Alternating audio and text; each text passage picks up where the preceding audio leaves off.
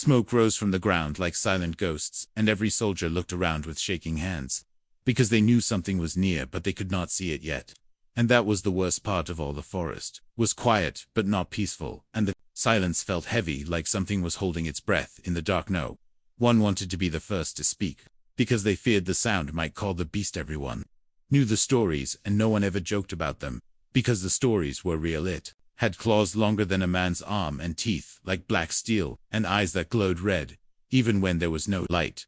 They called it the death beast, and they said it did not obey orders or rules or even hunger, because it only listened to her alien girl. She was never seen without it, and no one knew where she came from or how she controlled such a thing. But one thing was clear: where she went, the beast followed on.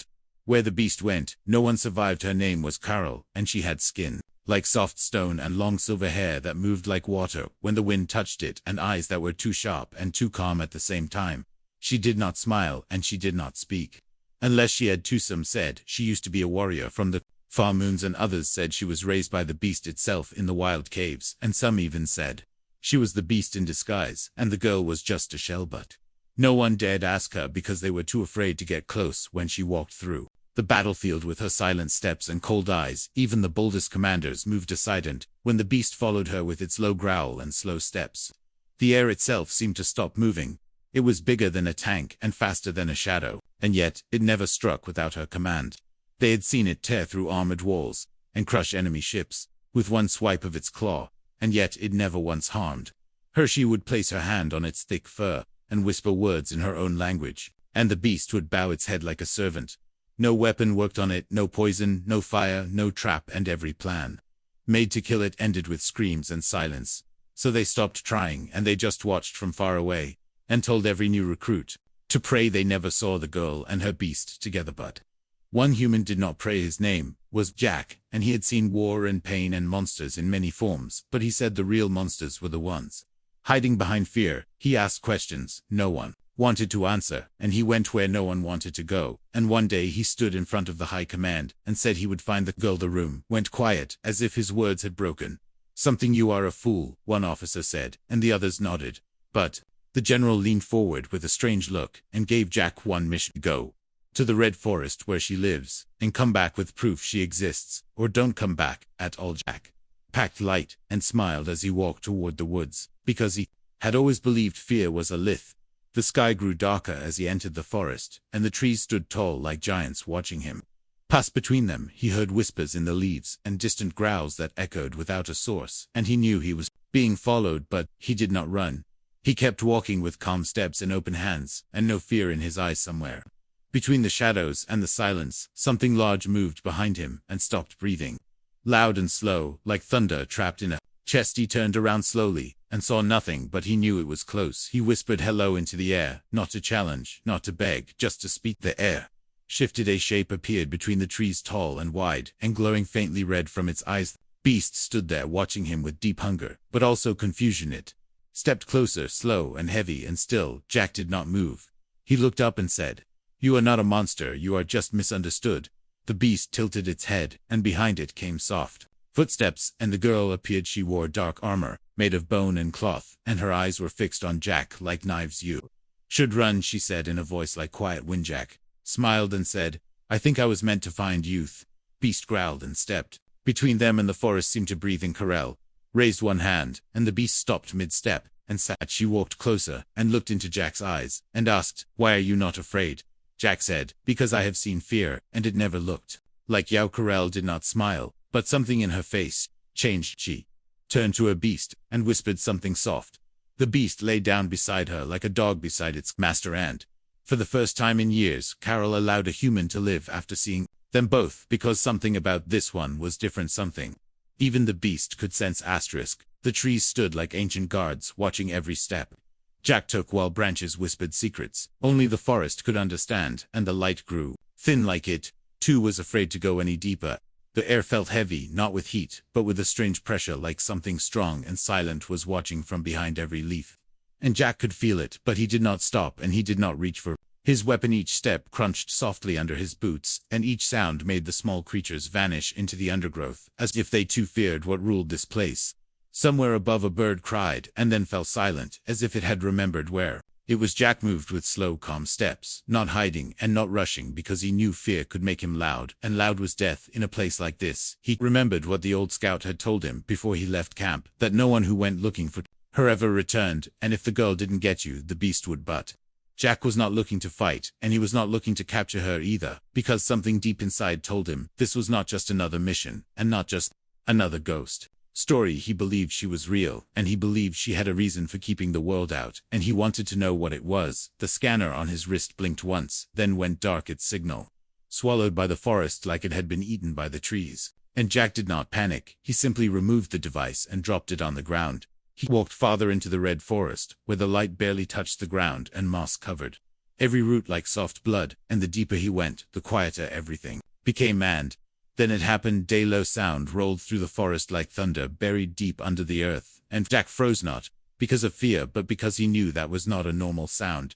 Came again, longer, this time slower, like breath pulled from a massive chest, and Jack slowly turned his head to see movement in the shadows just beyond the tree line. Two red lights like dying stars blinked once and then vanished. He whispered into the silence, "I know you're there, and I am not your enemy." No reply came, only more silence, but the presence did not leave, and neither did he. He took another step forward, and then another, until the air grew colder, and the scent of wet stone filled his nose. Suddenly, the beast appeared. It stepped out from behind a thick tree, and its form filled the space like a moving mountain with black fur like smoke, and claws that looked like they could cut a starship in two. Its eyes glowed brighter now, and it growled deep, but it did not leap, and it did not stood his ground and raised both hands, slowly saying, "I am not here to harm her, and I am not here to harm youth." Beast tilted its head, like it was studying him, trying to decide what kind of creature he wasn't.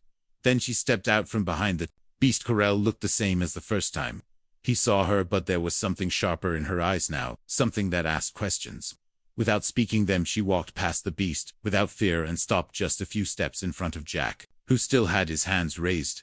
"You came back," she said with no anger and no joy, just a flat voice like still water. Jack lowered his hands and nodded, saying, "I came because I want to understand." Corel looked him over like a hawk might look at a strange wind, and then said, "Understanding comes with danger in this place." "Then I accept the danger," Jack replied, without looking away. The beast growled low again, but this time Carol raised one hand, and it stopped at once, sitting down behind her like a loyal shadow eye. "Are you not afraid?" she asked again. Like she truly did not understand. Jack said, "Because fear has never helped me, and because you do not look like someone who wants to kill without reason." She said nothing, but the silence was thick, like something unseen had passed between them. Jack asked, "What is its name?" Carol blinked slowly, and said, "He has no name, only purpose." "And what is that purpose?" Jack asked. "Carefully to protect me," she answered simply. From what Jack said, from everything she said. Then Jack asked, "Who protects you from yours?" Farrell did not answer, but her eyes narrowed as if he had stepped too close to something buried deep. "You speak like you know me," she said. "No," Jack replied. "I speak like someone who wants to." Corel looked at him for a long time, then turned her back and began walking deeper into the forest, and the beast followed her, without looking back. Jack stood alone for a moment, wondering if he had gone too far or said too much, but then Carol's voice came through the trees. "If you are not afraid, then follow in." He did, because the path ahead was no longer silent, and the forest had begun to listen.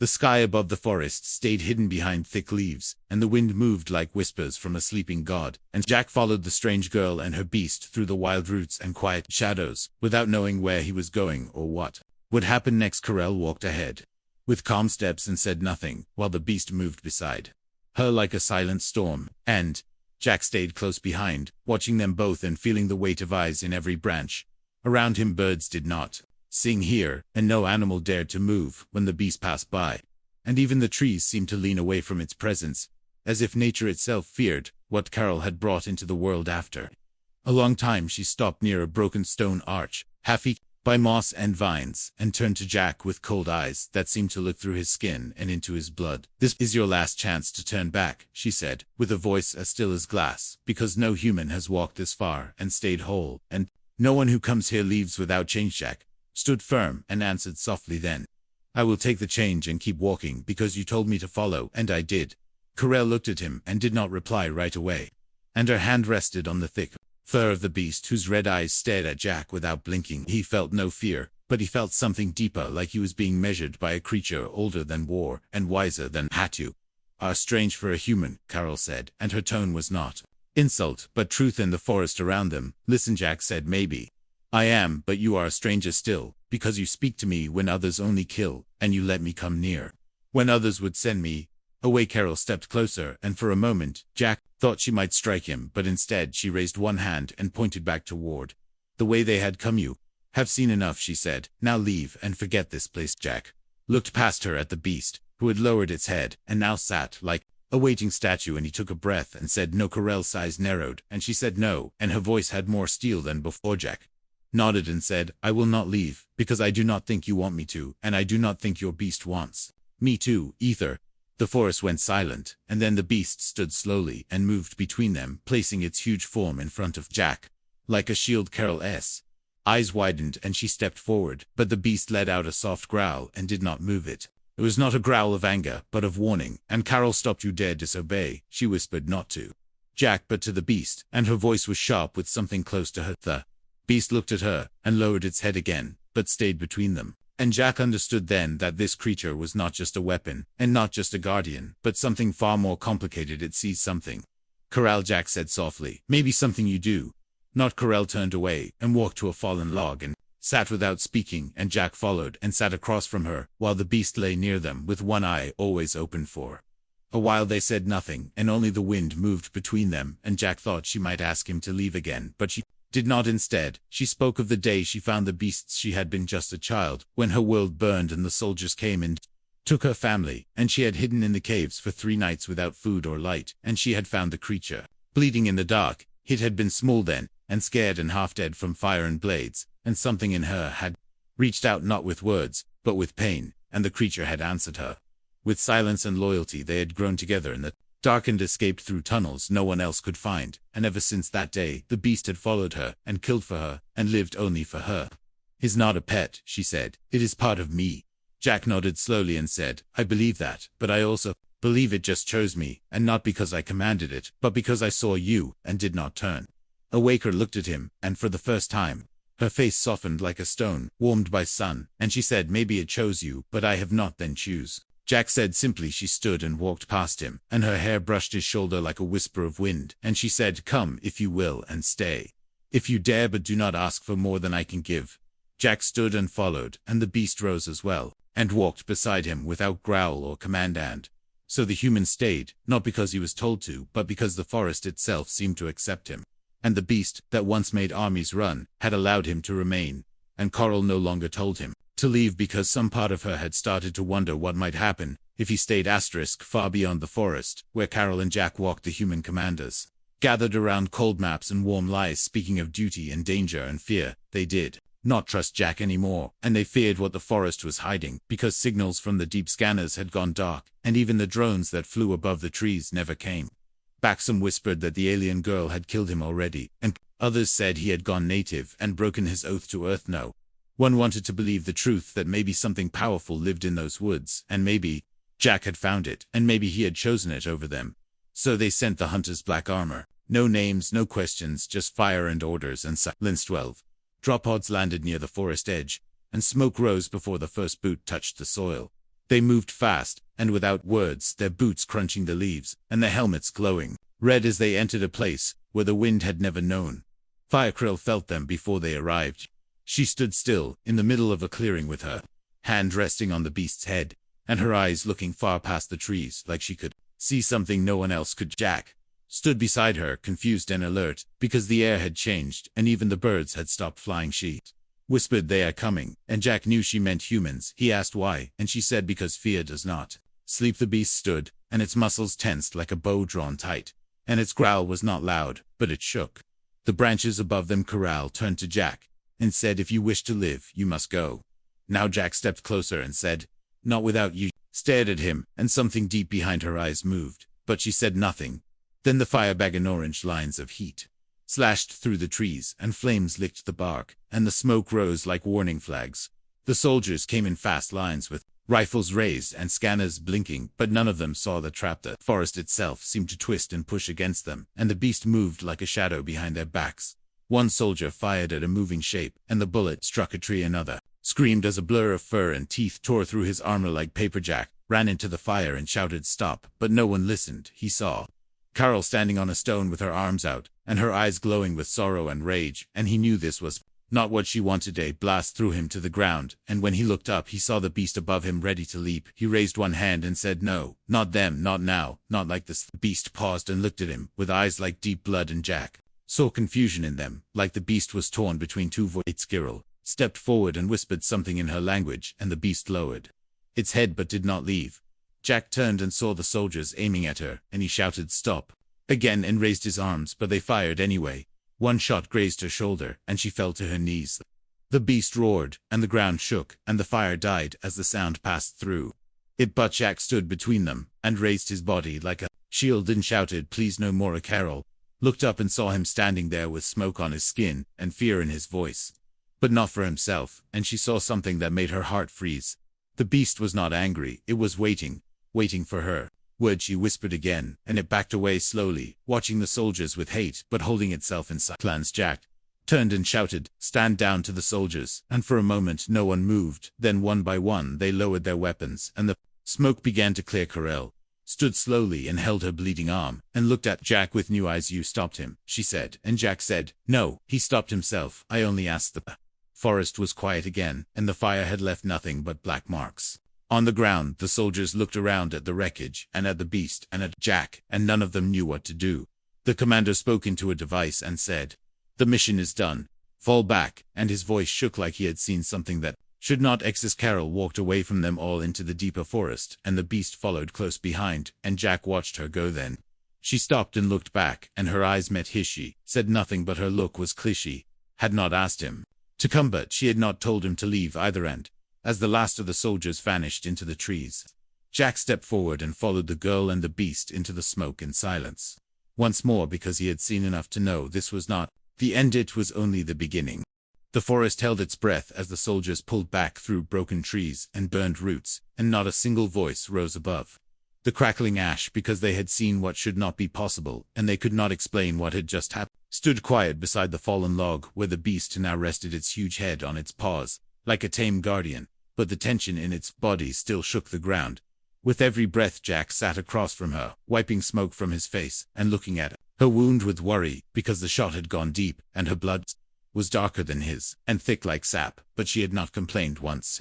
He reached into his bag and pulled out a small pack of medgel, and moved closer without speaking, because some things did not need words, and when she let him touch her arm, he felt a silence between them that felt almost like trust. She looked away as he worked, but her hand stayed still, and the beast watched his every move without growling, and Jack could feel its gaze like heat on his back. After a while she said, "You should not have stopped them," and he said, "Someone had to, because death cannot always be the answer." And she said, "Then you are foolish, because this world does not forgive the weak." Looked at her and said, "Maybe not, but it remembers the brave." She said nothing more, and the forest around them stayed quiet, as if waiting for what would come next. That night the stars came out and shined through the broken canopy above them, and the cold air made the ground feel hard and wet, and Jack built a small fire near the cave where Carol had taken shelter. She sat near the entrance with her legs crossed and her head tilted back, and for the first time Jack saw something soft in her face, like she had finally stopped running from something inside herself.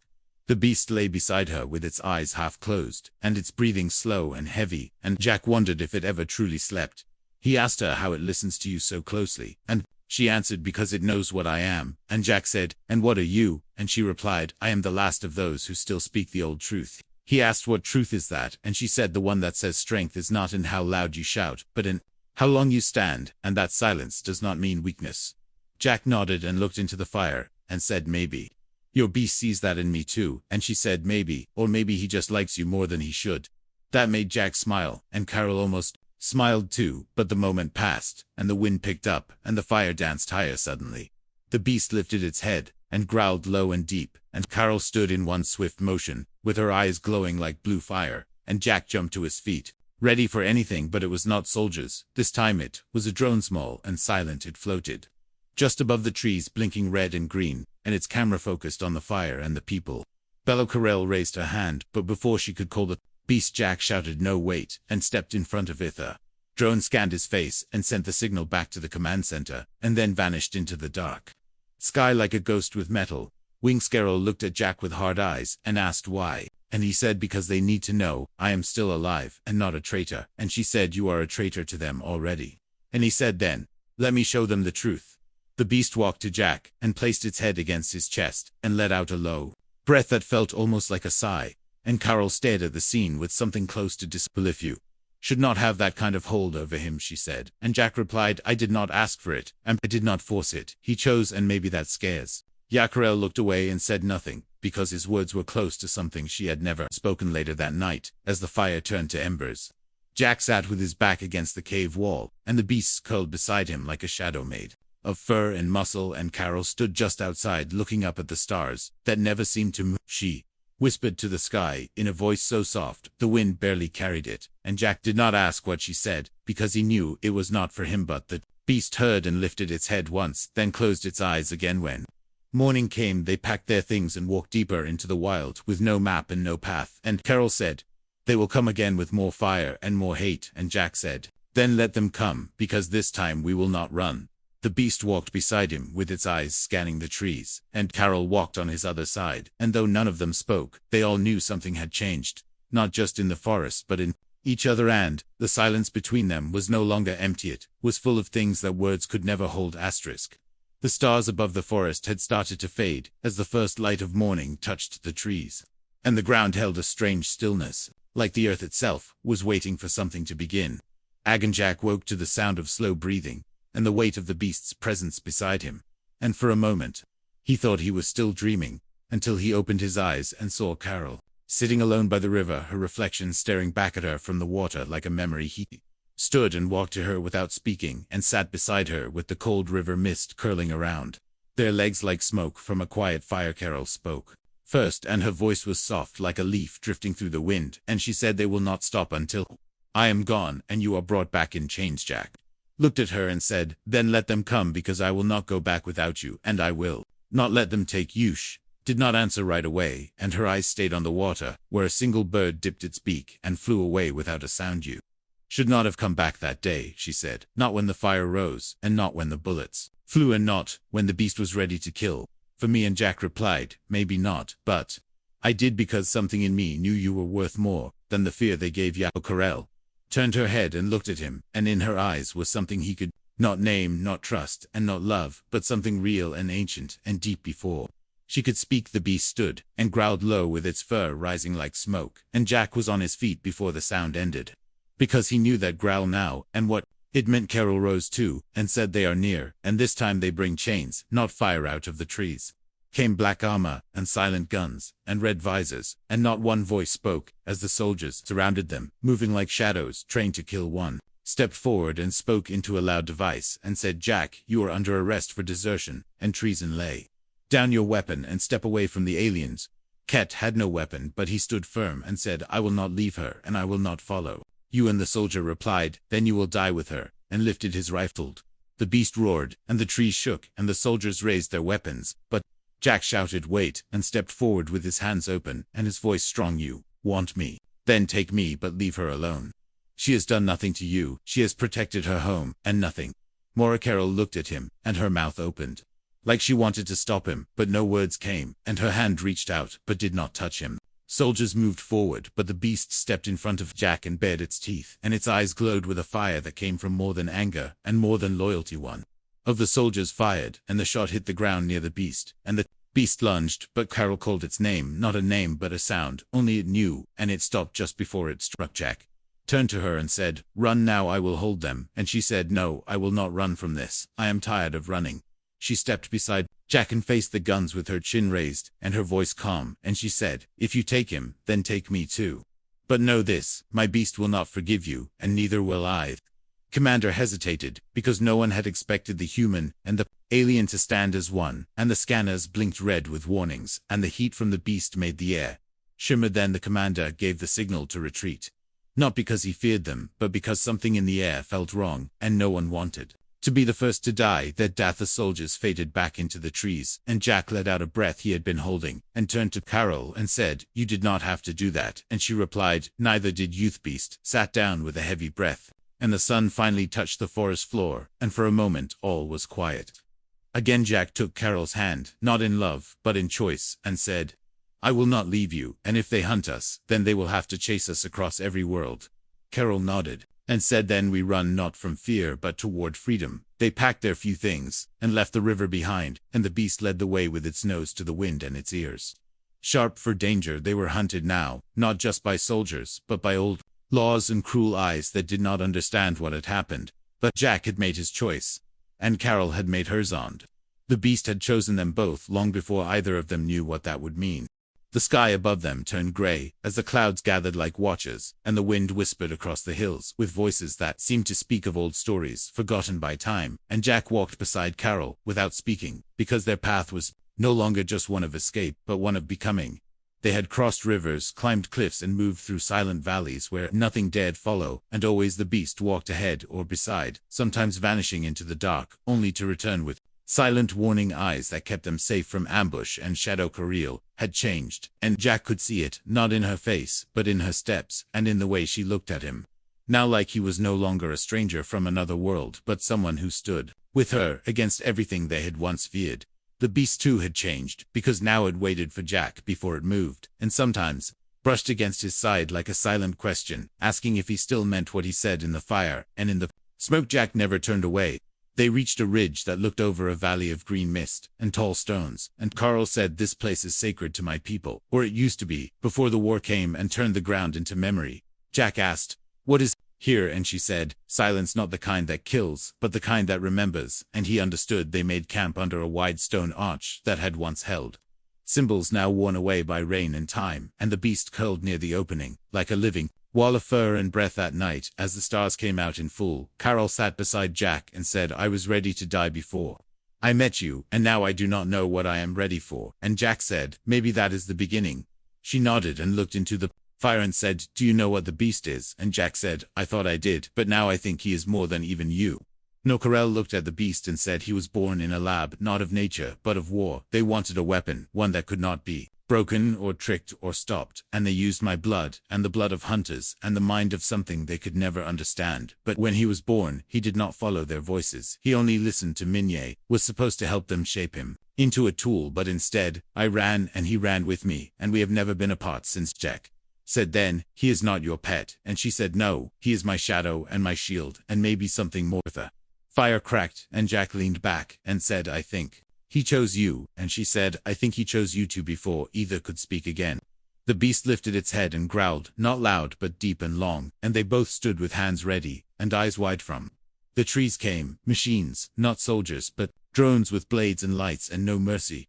They floated like vultures, ready to cut, and they scanned the camp, and locked on targets, and moved in. Jack reached for Carol and pulled her behind the stone, and the beast charged with a roar that cracked the night and tore through the first drone with claws and teeth. Carol shouted a command in her old tongue, and the beast spun and leapt again and again, each time hitting with perfect rage. But there were too many. One drone fired, and a flash struck Jack's side, and he fell to the ground with a cry, and Carol ran to him, and her hands shook as she pulled him close, and called his name. The beast saw, and something inside it broke. It roared, louder than ever before, and its eyes turned bright gold, and it smashed through the last drones like thunder breaking chains, and when the final piece of metal fell, it stood over Jack and Carol with blood and sparks on its fur. Carol held Jack and whispered, "Please stay," and Jack looked up at her with pain in his voice and said, "I am not going anywhere." The beast lay beside them and pressed its head against Jack's chest and breathed slow and deep, like a promise. Later, when the sun rose, and the broken drones were nothing but parts scattered